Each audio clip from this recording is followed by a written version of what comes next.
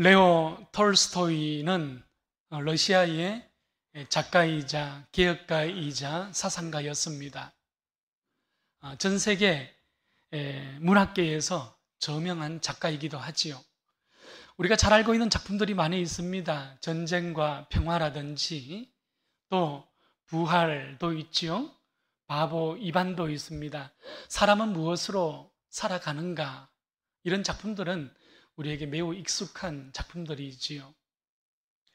1903년 작품 가운데에 보게 되면 세 가지 질문이라는 단편작이 있습니다.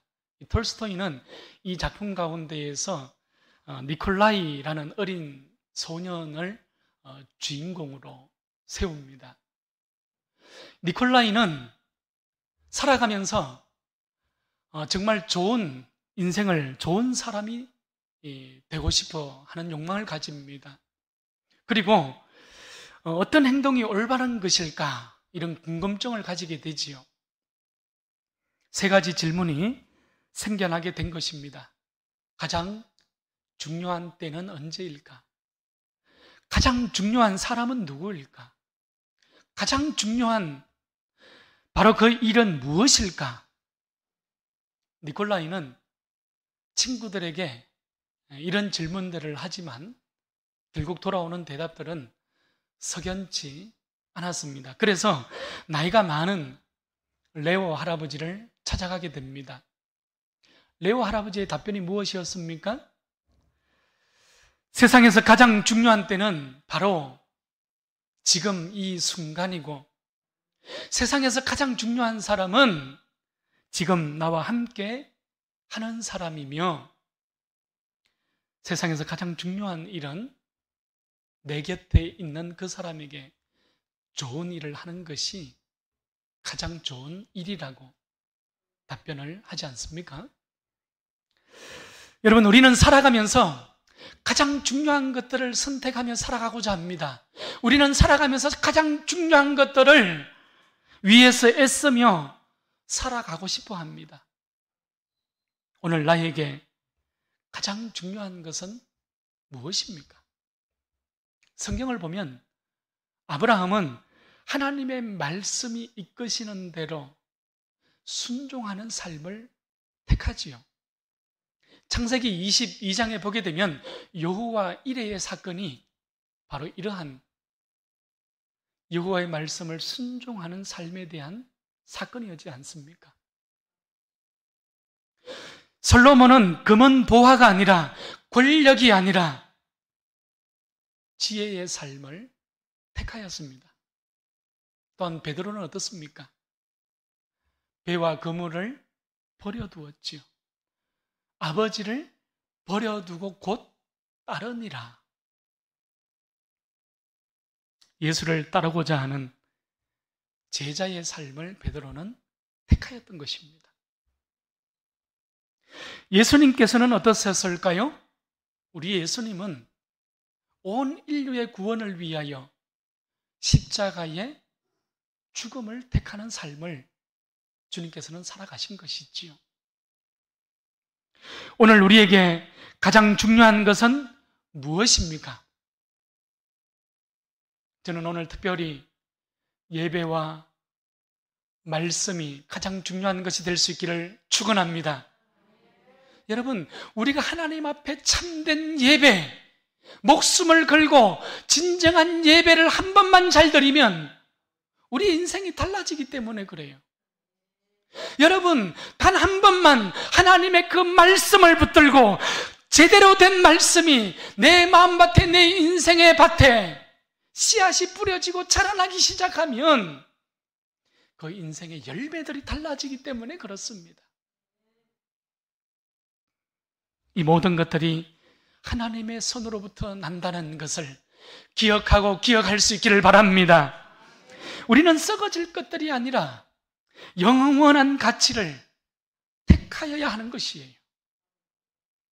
여러분, 눈에 보이는 바알의 풍요, 세상의 그 풍요로움이 아니라 영적 눈이 열려져서 하나님의 나라를 바라볼 수 있기를 축원합니다.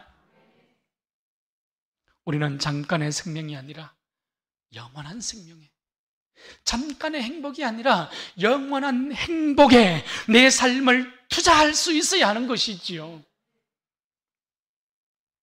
오늘은 성령 강림 주일입니다.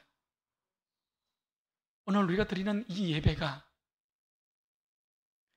성령으로 영혼과 잇대는, 성령으로 영혼과 커넥트하는 바로 그 예배의 현장이 될 수 있기를 축원합니다.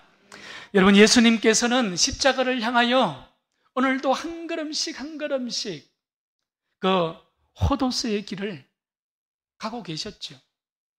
이제 이방인 갈릴리 지역의 모든 사역들을 마무리하시고 유대 예루살렘을 향하여서 주님께서는 다시 돌아가셔서 걸어가고 계시는 것입니다. 자, 그런데 그 유대 예루살렘을 향하여서 걸어가는 그 길 위에서 한 사람이 예수님께 달려왔잖아요. 그리고 예수님께 무릎을 꿇었습니다. 이 사람은 청년이요 관리였습니다. 젊은 나이에 나름 성공하고 세상에서는 힘 있는 존재로 살아갔었습니다. 두려울 게 없고 무서울 게 없이 살아가는 사람이었지요. 그런데 길 위에서 예수님께 달려와서 그는 무릎을 꿇었습니다. 예수께 굴복한 것입니다. 인생 속에 찾아오는 그 영적 목마름 때문이었지요. 영생에 대한 갈망 때문이었습니다. 가졌고 누리고 성공했는데 내 인생에 찾아오는 그 갈급함, 내 인생에 찾아오는 그 허무의 힘을 극복할 수 있는 길이 없는 거예요. 그러니 예수님께 달려와서 무릎 꿇고 예수님께 굴복했던 것입니다. 대단히 현명한 선택을 한 것이지요.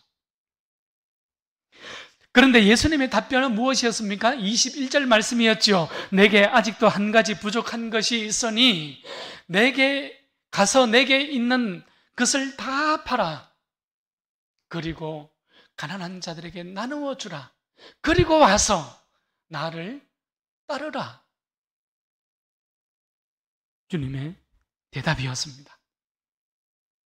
이 사람은 재물이 많은 거로 이 말씀을 인하여 슬픈 기색을 띠고 근심하며 돌아갔다고 성경은 우리에게 기록해 주고 있습니다.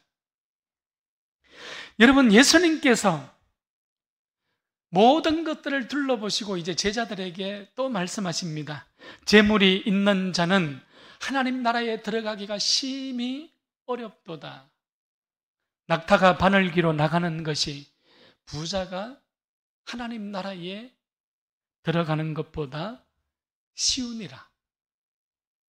오늘 본문 24절 말씀을 보면 예수님의 이 말씀을 들은 제자들은 놀랐습니다.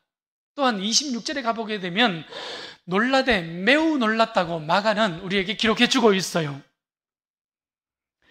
부자였던 한 사람에게도 또한 예수님을 따라갔던 그 제자들에게도 하나님 나라의 가치지요. 하나님 나라의 가치는 여전히 눈에 가려져 있었던 것입니다. 마가는 지금 청년이면서 관리였던 그 한 사람이나 예수님을 따라다니면서 예수님을 따라가며 말씀을 듣고 기적을 체험했던 제자들이나 별반 다를 바가 없다는 것을 오늘 우리에게 보여주고자 하는 거예요. 예수님께서 내게 있는 것을 다 팔아 나눠주고 그리고 와서 나를 따르라. 여러분, 이것은 제자들이 걸어가야 할 길에 대해서 제자도에 대한 말씀입니다. 여러분, 제자라는 것이 무엇입니까? 제자라 하는 것은 예수를 따르는 자들을 가리키는 것이지 않습니까? 전적으로 하나님만 의지하며 살아가는 바로 그 사람들을 제자라고 이야기하는 것이지요. 또 다른 표현으로 말하면 예수를 따르는 길 그 자체가 이미 영생의 길이라는 말이기도 합니다. 예수를 따르는 길은 하나님이 세우신 그 방향을 향해서 걸어가는, 바로 나아가는 그 길인 것이지요. 그런 의미에서 내 마음대로 가는 길이 아닙니다. 제자의 길은 내가 가고 싶은 길을 가는 것이 아니라 스승이 걸어갔던 그 길을 나도 따라서 가는 길이 참 제자의 길이라고 우리에게 말씀하고 있는 것이죠. 저에게도 오랜 스승이 계십니다. 전문적인 지식과 학문을 받았습니다. 배웠습니다. 신학적인 사고와 예수를 따르는 길에 대하여서 배웠어요. 그런데 어느 날 단순히 지식을 전달하는 그 교수님의 그 교수의 자리에 머무는 것이 아니라 어떻게 살아가야 하는지, 어떻게 사고해야 하는지, 어떻게 불의와 맞서면서 살아가야 하는지, 어떻게 인내하면서 굴복하지 않아야 하는지, 그분의 생각과 그분의 삶이, 그분의 신학과 그분의 정신이 내 인생 속으로 쑥 들어오는 거예요. 그래서 제 목회길에 지식을 전달받는 교수를 넘어서서 삶의 본이 되는 선생님으로 자리를 잡고 계시는 것이지요. 우리 모두가 예수님을 향하여서 단순히 지식만을 전달받는 그런 제자가 아니라 예수께서 걸어가신 그 믿음의 행적, 예수께서 걸어가신 그 십자가의 삶, 예수께서 걸어가신 그 십자가의 정신을 따라 걸어갈 수 있는 참된 제자가 될 수 있기를 축원합니다. 여러분, 이런 존재가 진짜 제자라는 거예요. 이런 제자가 진짜 믿음을 가진 주님의 제자라는 것입니다. 오늘 우리에게 인생의 선생님이 오직 예수님이 될 수 있기를 바랍니다. 하나님의 아들 예수, 구원자이신 예수님께서 우리의 생각과 마음 속에 믿음으로 걷는 내 인생의 그 모든 발걸음 속에 길이 되고 힘이 되고 본이 될 수 있기를 축원합니다. 우리는 제자들이 놀라고 매우 놀랐다는 바로 이 말씀에 대해서 오늘 조금 더 깊이 있게 살펴봐야 합니다. 오늘 25절 말씀이지요. 낙타가 바늘귀로 나가는 것이 부자가 하나님 나라에 들어가는 것보다 쉬우니라. 예수님의 이 말씀으로 인해서 제자들은 놀랐습니다. 매우 놀랐습니다. 예수님은 부자가 하나님 나라에 들어가는 것이 낙타가 바늘귀에 들어가서 바늘귀를 빠져나가는 그것보다 더 어렵다고 말씀하셨기 때문입니다. 그러면 누가 구원을 받을 수 있겠습니까? 자, 여러분, 우리 모두가 이제 가진 모든 것들을 처분해야 합니다. 가난해져야 합니다. 하루하루 먹고 사는 것을 걱정하며 살아가야 합니다. 여러분, 오늘 말씀이 이런 뜻일까요? 오늘 말씀은 이런 의미가 아닙니다. 오늘 25절 말씀은 재물에 대한 유혹이 그만큼 크고 그 유혹을 이기는 것이 그만큼 어렵다는 것을 우리에게 말씀하고 있는 주님의 말씀의 원뜻이 되는 거예요. 세상의 가치와 하나님 나라의 가치 사이에서 갈등하고 결정하지 못하고 방황하는 그 한 청년, 그 한 관리, 그 한 사람의 모습이었지 않습니까? 예수를 따르고자 한다면, 영생의 복을 누리고자 한다면, 마르지 않는 생명수를 마시고자 한다면 물질에 빼앗겼던 나의 중심을 먼저 하나님 앞으로 돌이켜 세우라는 것이지요. 세상을 향하여서 세상의 가치를 붙들고 걸어갔던 내 인생의 방향을 이제 다시 먼저 말씀 앞으로 돌려놓으라는 그런 요구요, 그런 뜻이 되는 것입니다. 그래야 내 인생에 시시때때로 찾아오는 그 목마름을 해결할 수가 있거든요. 그래야 영적 기갈을 해결할 수 있게 되기 때문입니다. 그래야 말씀으로, 믿음으로, 예수로 일어나서 세워지는 인생을 살아갈 수 있기 때문이지요. 눈에 보이는 것과 보이지 않는 것,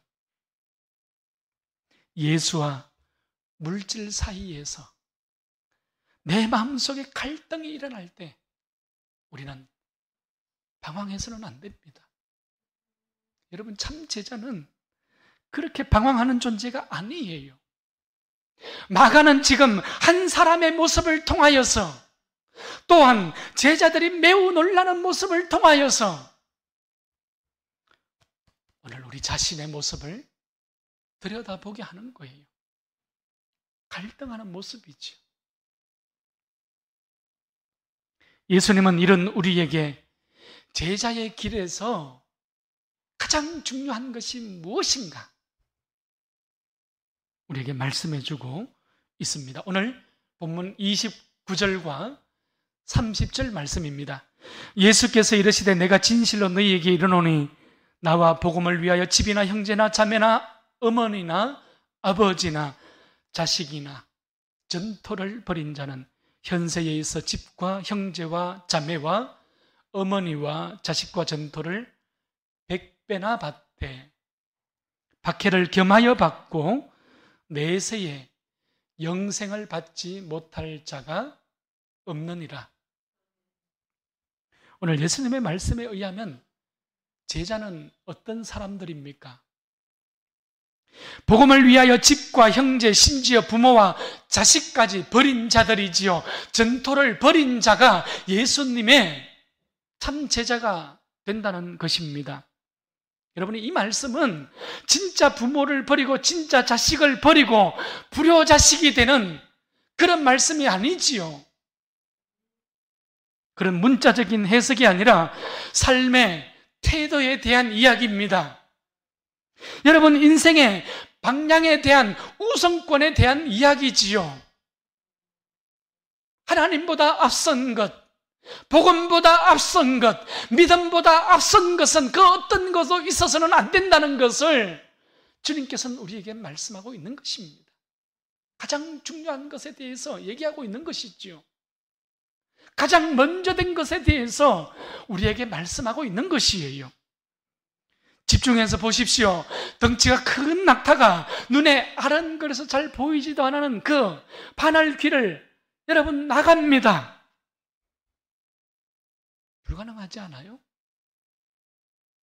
여러분, 여기에서 불가능이라는 것이 세상이 보는 시선이요, 세상이 가지고 있는 이치요, 세상이 가지고 있는 가치란 말입니다. 세상은 그것이 불가능으로 이해하고 있습니다. 그러나 초점을 하나님께로 바꾸면 어떻게 될까요? 여러분, 우리의 초점이 하나님께로 바뀌어지면, 하나님이 하시면 됩니다. 하나님 한 분이면 충분합니다. 할렐루야. 여러분, 하나님이 하시면 가능해지는 거예요. 사람으로서는 할 수 없어되 하나님으로서는 다 하실 수 있느니라. 내 초점과 하나님의 초점이 이렇게 달라지는 것입니다. 여러분, 이 땅의 초점과 세상의 초점과 하나님 나라의 초점이 이렇게 달라지는 것을 오늘 본문은 우리에게 보여주고 있는 거예요. 초점이 바뀌니 이제 29절, 30절에서 말씀하시는 예수님의 그 음성이 전혀 새롭게 보여지기 시작하지 않습니까? 나에게 예수를 가장 중요한 것으로, 나에게 예수를 가장 우선순위에 둔 제자는요, 죽고자 하는 것입니다. 죽고자 하면 사는 것을 알기 때문이죠. 포기하고 잃어버리고 손해보는 것이 아니라, 오늘 약속의 말씀이죠. 100배나 받되 박해를 겸하여 받느니라.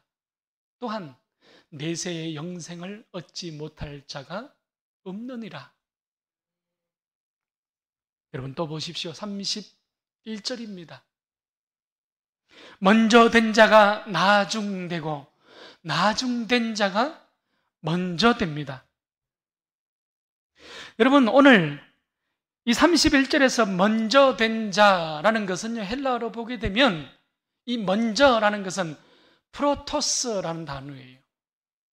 그러니까 전치사 프로에 대한 가장 최상급을 지금 사용하고 있는 단어입니다. 그러니까 먼저 된 것이 단순히 그냥 먼저 된 것이 아니라 가장 먼저 된다는 것입니다. 중요한 것이 그냥 중요한 것이 아니라 그 중에서도 가장 중요한 것이 바로 이 말씀이 되는 것이죠. 여러분, 신앙의 역전이지 않습니까? 믿음의 역전이요, 예수의 역전이 바로 이곳으로부터 일어나기 시작하는 것이에요. 우리는 첫째가 되고자 하면 끝이 되어야 합니다. 여러분, 살고자 하면 죽어야 하는 거예요. 버리면 얻는 것입니다. 이것이 예수쟁이가 살아가는 믿음의 길에, 제자의 길에, 여러분 성도의 길이라고 오늘 본문은 우리에게 말씀하고 있는 거예요. 말씀을 정리합니다. 어느 날 한 청년이 소크라테스를 찾아갔어요. 그리고 질문을 했습니다. 선생님, 저는 정말 불쌍한 사람입니다. 저보다 가진 것이 없는 사람은 없습니다. 내가 이렇게 가진 것이 없는데 내가 행복하게 살아갈 수가 있을까요? 이 말을 들은 소크라테스가 갑자기 그 청년의 머리를 잡고 물속에 머리를 쳐넣었습니다. 살기 위해서 발버둥치는 그 청년의 머리를 들어주지 않았어요. 한참 만에 물속에서 꺼난 이 소크라테스가 청년에게 이번에는 질문을 합니다. 이 세상에서 가장 소중한 것이 무엇인가? 숨을 쉴 수 있는 공기입니다. 그렇다면 다시 질문하겠네. 황금 덩어리가 중요한가? 아니면 산소가 중요한가? 선생님, 그걸 질문이라고 하십니까? 당연히 산소지요. 우리는 황금 덩어리보다 더 소중한 것들을 얼마나 많이 누리고 살아가는지 모릅니다. 우리는 황금 덩어리보다 훨씬 더 소중한 가치들을 우리는 누리고 가지고 살아가고 있지 않습니까? 철학자 괴테지요. 이 괴테는 자기가 가진 것보다 더 좋은 것을 원하는 사람은 눈뜬 장님과 같다고 이야기했습니다. 여러분, 참된 제자는 말로 되는 것이 아니에요. 참 선생님이신 우리 예수님을 따라서 그렇게 걸어가고, 우리 예수님의 말씀을 붙들고 예수님의 행적을 따라서 그렇게 우리도 걸어가는 그 존재를 향해서 참된 제자라고 이야기하는 거예요. 여러분, 예수님께서 땀방울이 핏방울 되도록 밤이 맞도록 기도하셨으니 우리도 그렇게 기도하는 삶을 살아가는 거예요. 예수님께서 제자들의 발을 씻기셨으니 우리도 그렇게 나보다 남을 낫게 여기며 섬기는 삶을 살아가는 것입니다. 예수님께서 가난한 자들의 친구가 되셨고 고아와 과부의 친구가 되어주셨으니 우리 또한 연약한 우리의 이웃들을 향해서 그렇게 친구가 되어주는 거예요. 이런 사람이 진짜 제자요, 인생의 가장 소중한 자요, 예수님께서 가장 먼저 된 자라고 말씀하는 그런 존재인 것입니다. 내가 예수님을 가장 중요한 분으로 모시면 예수님께서도 나를 가장 중요한 바로 그 제자로 생각하시는 것이지요. 여러분, 그러면 하나님이 가능하게 하실 거예요. 여러분, 그러면 하나님이 되게 하실 것입니다. 할렐루야. 오늘 우리 모두가 무엇보다 예수님을 프로토스 할 수 있기를 바랍니다. 가장 먼저 예수님을 앞세울 수 있기를 바랍니다. 내 인생의 모든 좋은 것들이 널려 있지만 그 가운데서 가장 먼저 예수님을 프로토스 할 것을 우리에게 요구하고 계시는 거예요. 그러면 예수님도 우리를 가장 먼저, 가장 중요한 것으로 프로토스 되게 하신다는 약속이기도 하지요. 우리 늘푸른 교회가 우리 모든 성도님들이 예수님만 프로토스 삼아서 복된 믿음의 삶을 살아갈 수 있기를 축복합니다. 여러분, 그때에 비로소 진리가 보이기 시작할 것입니다. 그때에 비로소 사랑할 수 있는 능력이 생겨나기 시작할 것입니다. 어둡고 복잡한 시대를 우리는 살아가고 있어요. 여러분, 더 단순하게, 여러분, 더 가난한 자로 하나님 앞에 그 부르심의 길, 하나님 나라의 좁은 문을 넉넉히 통과하는 우리 모두의 삶의 자리가 될 수 있기를 축원합니다.